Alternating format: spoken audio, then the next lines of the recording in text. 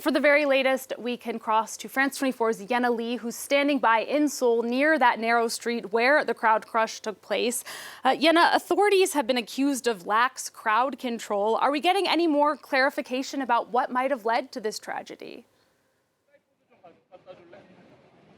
Well, this Monday morning, forensics police teams have been scouring this place for clues. They've been taking witness statements from local business owners, as well as they've been speaking also to the survivors of Saturday's deadly crush. And they've also been looking at CCTV footage, trying to find out what exactly happened on Saturday evening. Earlier this Monday, there was a press conference organized by safety authorities. They announced that the maximum amount possible will be given out to the victims to pay for their funeral fees. They've been saying that they've been sending out civil servants to funeral homes to help out. But as these investigations get underway, as police continue to announce their statements, the fact is that the emotion is still very raw here in Seoul. People are still extremely shocked by what happened.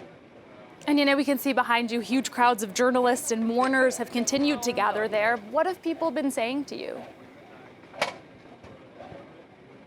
The people who have been gathering near this place, near where it actually happened, have been visibly upset. Some of them completely inconsolable. I just saw minutes before a man who was so upset he could barely stand. He was surrounded by his friends, and they left behind flowers. There was also a man in that alleyway just behind me where the incident took place, a shopkeeper who actually got out a mat, and he came out of his shop, he set down his mat, and he decided to make a little small makeshift memorial. Of course, instantly, police walked up to him and told him he can't do that because this is, of course, an active crime scene now. He was very upset, saying that he wanted to stay because this was the place where it took place. He had to wrap his things up and return to his store.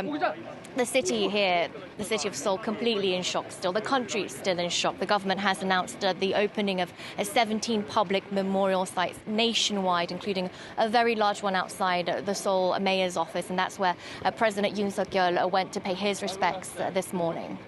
It is a devastating story. Yena, thank you so much for bringing us the latest. That's France 24's Yena Lee reporting from Seoul.